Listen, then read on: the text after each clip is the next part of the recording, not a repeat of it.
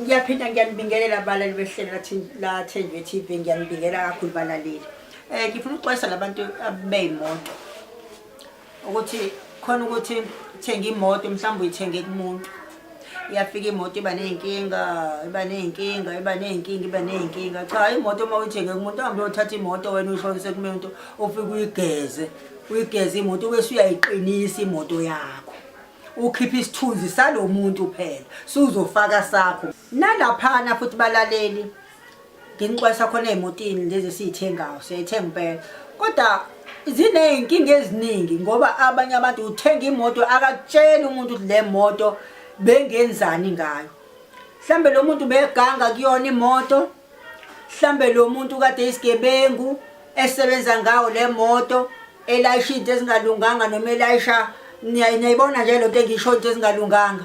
Azifani umuntu futhi umuntu akakutsheli le moto kade ngenzani ngayo. Lo moto uyohlala ihlupha ngoba inalezi thunzi ezingezinhle, abanye bagange kuyona, abanye benza ubugebengu ngayo. Lozo imoto enjalo ziyahlupha, zifuna uzokhipha leso sinyama kuyona imoto kube sekuba imoto yakho ihambe kahle emgaqweni. Sigade lokho imoto esiyithenga ukuthi funa siyiclean zibe clean ngomuntu akakutsheli kade enzani ngalowo moto.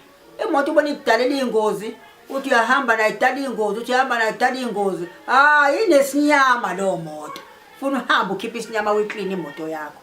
Siyakwenza ke lokho la ekhaya, ngiyakwenza kakhulu. Muthenge imoto kufanele ukuthi imoto yakho mhlawumbe umuntu uhamba ngayo kancane sulu kumiswa amaphoyisa, sulu ukuthi hayi mina nginazi incwadi nginawo konke. Cha, funeka imoto ihambe ikhululeke emgaqweni, ibe nesithunzi esihle imoto.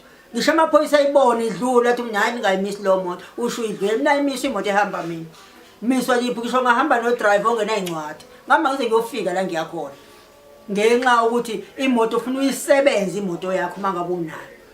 Noma ngabe yintsha entsha uyahamba uyibika ekhaya uthi ngithenga imoto uyenze ne-something ezokwaziwa idlozi lakho, kodwa hambe bese uyayiqinisa ukuze phela ikwazi ingantshontshwa imoto kancane imoto intshontshiwe igqekezwe imoto. Hayi, siyakwenza lokho, akho umuntu ogqekeza imoto, akho umuntu oyintshontshayo imoto la. Siyayiqinisa nje imoto, siyazigeza futhi. Wena uyithenge kumuntu noma uyithenge endiyeni. Khona umfana wami nje wakwathenga imoto, ayithenga endiyeni, yahlupha imoto.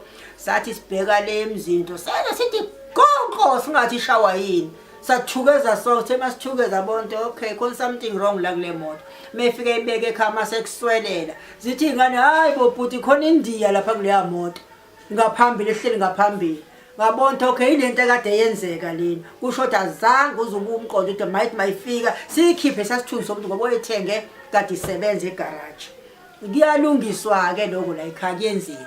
Khipha isithunzi nomuntu ufake sakho, uqinisa imoto, uyicuphe imoto yakho uhambe ukhululeke emgaqweni, ngeke kwenzeke lutho ngisho sewuthanda. Ngiyabonga abalali, ngiyanixwayisa ukuthi ungahambi nemoto kanti uyabona akuhambi kahle. Lungisa imoto yakho. Ngiyabonga.